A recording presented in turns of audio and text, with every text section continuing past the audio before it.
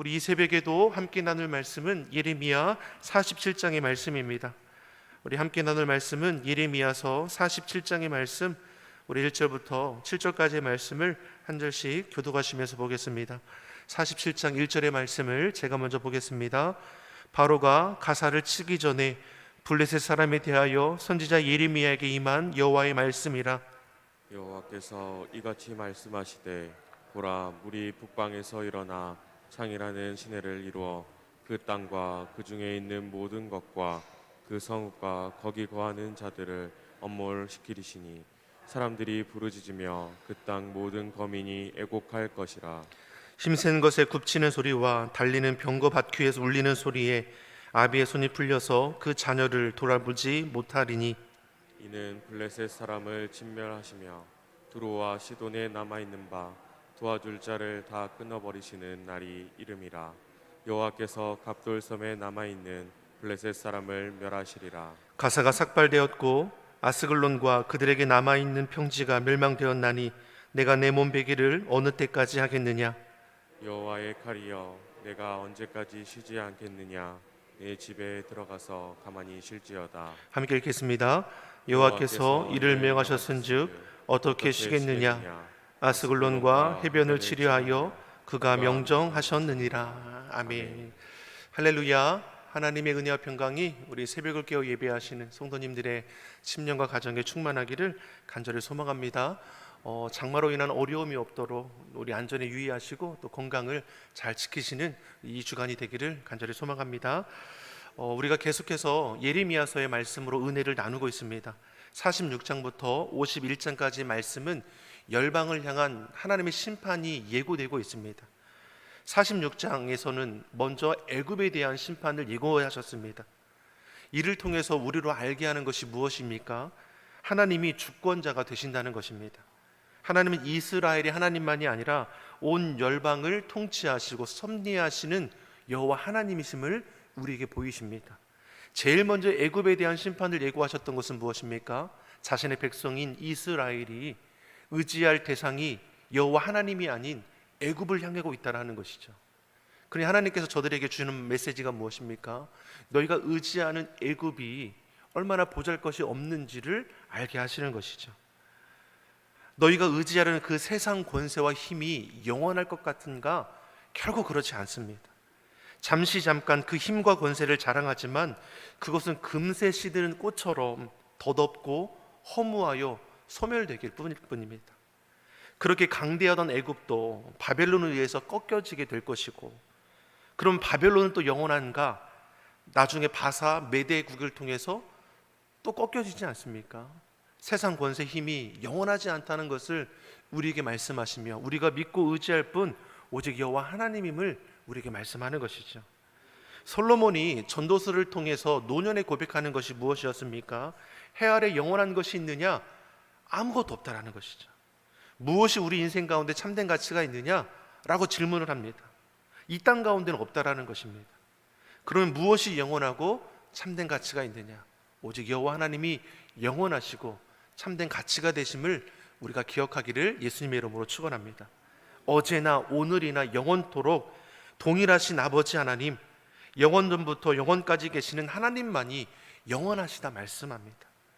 또한 해 아래 무엇이 영원한가? 하나님의 말씀이 영원하다라고 말씀합니다. 마태복음 24장 35절의 말씀에 천지는 없어지겠으나 내 말은 없어지지 아니하리라. 하나님의 말씀은 약속의 말씀입니다. 반드시 성취될 말씀으로 하나님의 언약의 말씀은 영원합니다. 그래서 우리가 주의 말씀을 붙들고 깨어 기도할 때 이 말씀이 우리에게 생명이 되고 능력이 된다 고백하게 되는 것입니다. 시대의 어려움 속에서도 주님이 주신 이 말씀 붙들고 이길 수 있음을 우리가 그것을 증거하기를 예수님의 이름으로 소망합니다. 또 무엇이 영원합니까? 하나님의 뜻을 행하는 자는 영원할 것이라고 말씀합니다. 요한일서 2장 17절의 말씀을 보면 이 세상도 그 정욕도 지나가되 오직 하나님의 뜻을 행하는 자는 영원히 거하느니라. 아멘이시죠? 이 땅도 정욕도 다 지나갈 것입니다. 그런데 놀랍게도 오직 하나님의 뜻을 행하는 자는 영원하다라고 말씀합니다. 영원하신 하나님을 바라보며 약속의 말씀을 따라 하나님의 뜻을 행하는 자는 주님 안에서 영원합니다. 우리가 그런 인생을 살아가는 거 아닙니까? 잠깐 나그네 같은 이 땅의 삶을 살아가다가 하나님 부르시면 영원한 생명 가운데 우리는 거하게 될 것입니다. 오늘 본문의 말씀은 열방을 향해서 주시는 두 번째 심판의 예고입니다. 그 대상이 어디입니까? 블레셋입니다. 앞서 애굽은 하나님보다 더 의지하려 했던 이스라엘의 모습을 보여주었고, 블레셋은 어떻습니까? 이스라엘을 제일 많이 괴롭혔던 민족이라 할 수 있습니다. 그러한 블레셋에 대해서 하나님의 말씀이 예리미야에게 임합니다. 우리 2절의 말씀을 우리 같이 한번 보겠습니다. 2절 같이 보겠습니다. 여호와께서 이같이 말씀하시되 보라, 물이 북방에서 일어나 창이라는 시내를 이루어 그 땅과 그 중에 있는 모든 것과 그 성읍과 거기 거하는 자를 엄몰시키리니 사람들이 부르짖으며 그 땅 모든 거민이 애곡할 것이라. 아멘. 블레셋에 대해서 무엇이라 말씀하고 있습니까? 물이 북방에서 일어나 창일하게 된다는 것입니다. 북방에서 홍수가 나서 블레셋의 모든 것들, 저들의 성읍과 거기 거하는 자들을 다 덮게 될 것이라고 말씀하고 있습니다. 이는 비유로 주시는 말씀입니다. 여기서 말하는 북방은 어디입니까? 바벨론을 가리킵니다. 즉 바벨론에 의해서 이 블레셋도 완전히 패망하게 될 것을 예고하고 있습니다. 근데 정확히 말씀해 보면 어떻습니까? 블레셋이 바벨론에 의해서 패망하는 것이냐? 저를 주관하시는 분이 여호와 하나님이시기에 하나님께서 자신의 백성들을 괴롭게 했던 이 블레셋을 하나님이 패망케 하신다는 것을 알 수 있다는 것입니다. 즉 하나님께서 들어 쓰시는 것이죠. 그래서 우리 믿는 자는 두려워할 것이 없습니다. 악한 자의 득세함에 부러워할 것도 없는 것이 무엇입니까? 하나님께서 갚아 주실 것이기 때문입니다. 즉 저와 여러분 믿는 자들은 오직 여호와 하나님 앞에 구하고 찾으면 되는 것이죠.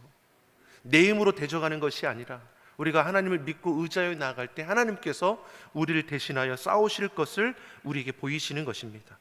이어서 4절의 말씀도 한번 같이 보겠습니다. 4절의 말씀, 이는 블레셋 사람을 진멸하시며 두로와 시돈에 남아있는 바 도와줄 자를 다 끊어버리시는 날이 이름이라. 여호와께서 갑돌섬에 남아있는 블레셋 사람을 멸하시리라. 아멘. 즉 블레셋을 멸망시킬 존재는 당시 근동의 패자로 군림하던 애굽이 아니라 하나님의 섭리와 뜻에 의해서 이 모든 것이 일어날 것을 밝히고 있는 것입니다. 이를 통해서 우리가 알게 되는 한 가지 사실이 무엇입니까?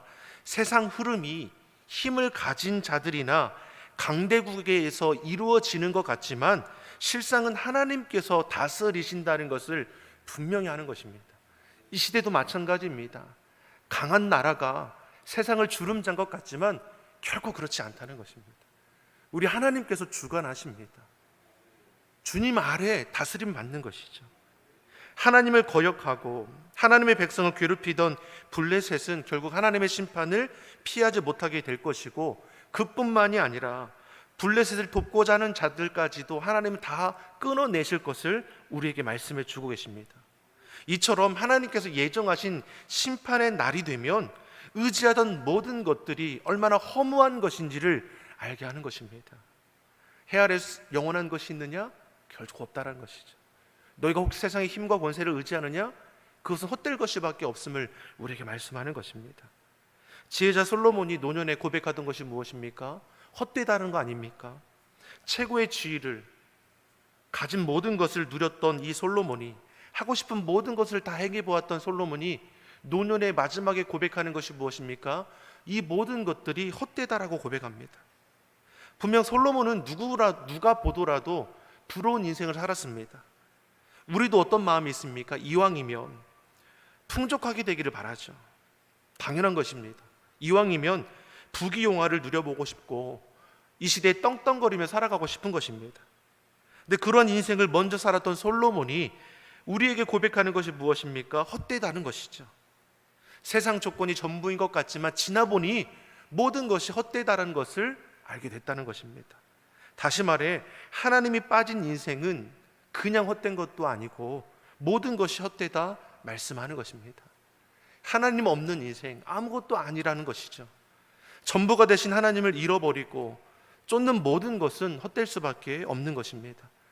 세상적으로 많은 것이 부족할지라도 우리가 하나님을 바라고 주의 도우심을 구하고 찾으면 주님과 동행하는 그 삶의 자리는 무엇보다 바꿀 수 없는 값진 은혜의 자리가 될 줄 믿습니다.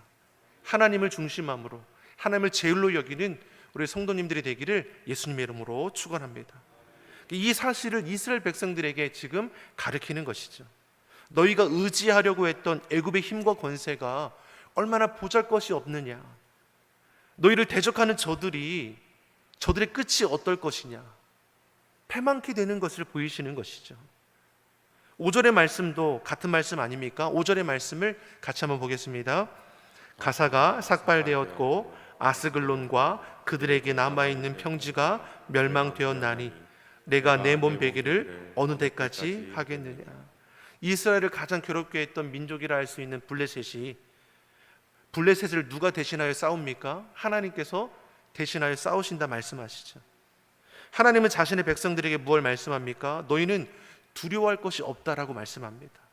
너희 하나님 여호와가 너희를 대신하여 싸울 것이라 했습니다. 하나님은 자신의 백성을 지키시는 분이십니다. 대신하여 싸우신다 말씀하십니다. 그러기에 우리가 할 것은 무엇입니까? 하나님을 온전히 신뢰하며 하나님의 편에 서는 것입니다. 하나님 마음에 합한 자가 되기에 힘쓰는 것입니다. 하나님께서 자신의 마음이 합한 다윗을 축복하시면서 주신 말씀이 무엇이었습니까? 내가 이새의 아들 다윗을 만나니 내 마음에 합한 사람이라 내 뜻을 다 이루게 하리라. 마음이 합한 다윗을 통해서 하나님의 뜻을 이 땅 가운데 이루어 가도록 이끌어 가셨음을 우리에게 보이십니다.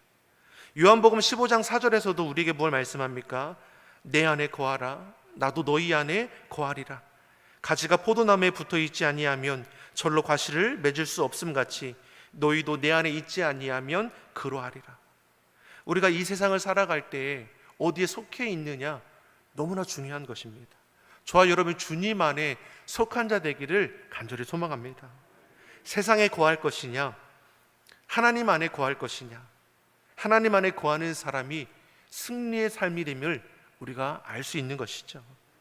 유다 백성들에게 하나님께서 묻고 있는 것이 무엇입니까? 너희가 애굽의 편에 설 것이냐 하나님 편에 설 것이냐, 너희가 애굽으로 피할 것이냐 하나님께로 피할 것이냐, 너희가 세상을 의지할 것이냐 하나님을 의지할 것이냐, 이렇게 지금 묻고 계시는 것이죠. 그때 우리의 답이 어떻게 됩니까? 하나님 편에 서야 하는 것이고 하나님께로 피해야 하는 것이고 하나님을 의지해야 할 줄 믿습니다. 사랑하는 성도 여러분, 하나님의 편에 서는 자가 되기를 간절히 소망합니다. 문제를 만나고 어려움을 만날 때에 우리는 하나님께로 피하는 자가 되어야 합니다. 하나님을 의지하고 하나님의 도우심을 구하는 자가 되어야 합니다. 오늘 6절 7절이 우리에게 뭘 말씀합니까? 6절 7절의 말씀 같이 보겠습니다. 여호와의 칼이여 내가 언제까지 쉬지 않겠느냐, 내 집에 들어가서 가만히 쉴지어다. 여호와께서 이를 명하셨은즉 어떻게 쉬겠느냐, 아스글론과 해변을 치료하여 그가 명정하셨느니라. 아멘. 하나님께서 말씀하신 심판의 날이 되면 하나님의 말씀대로 블레셋은 바벨론에서 다 패망하게 될 것입니다. 막강했던 자신들이 누렸던 모든 것이 한순간에 다 흩어지게 될 것입니다. 이 날에 후회한들, 애통하며 애곡한들 아무 소용이 없게 될 것입니다. 그러기에 하나님께서 참으실 때에, 하나님께서 우리로 깨닫게 하실 때에 돌이키는 것이 은혜입니다. 하나님의 심판이 임한 다음에는 아무리 누이치고 통곡하더라도 무슨 소용이 있겠습니까?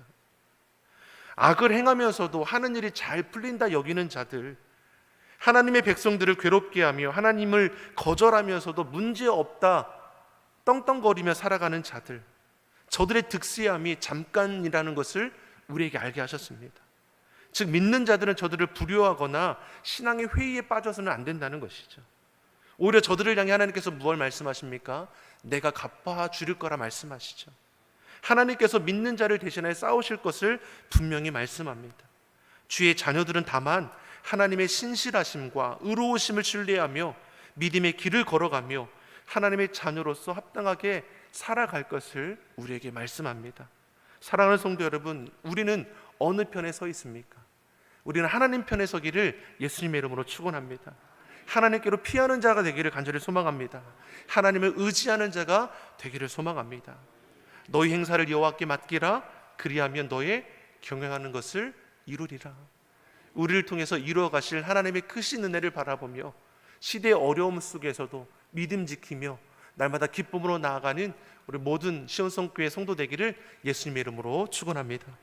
기도하겠습니다. 사랑의 하나님 아버지, 우리로 하나님을 온전히 경외하게 하여 주시고 하나님의 뜻에 순종하며 사는 길이 참으로 복된 길임을 깨달아 알게 하여 주시옵소서. 세상의 헛된 것들에 미혹되지 않게 하여 주시고 시대의 어려움 속에서도 주님과 동행함으로 이기게 하여 주시옵소서. 하나님 앞에 서는 자가 되게 하시고 하나님께로 피하는 자가 되게 하시고 하나님을 의지함으로 하나님 마음에 합한 자가 되는 모든 주의 성도들이 되게 하여 주시옵소서. 감사드리며 예수님의 이름으로 기도드립니다.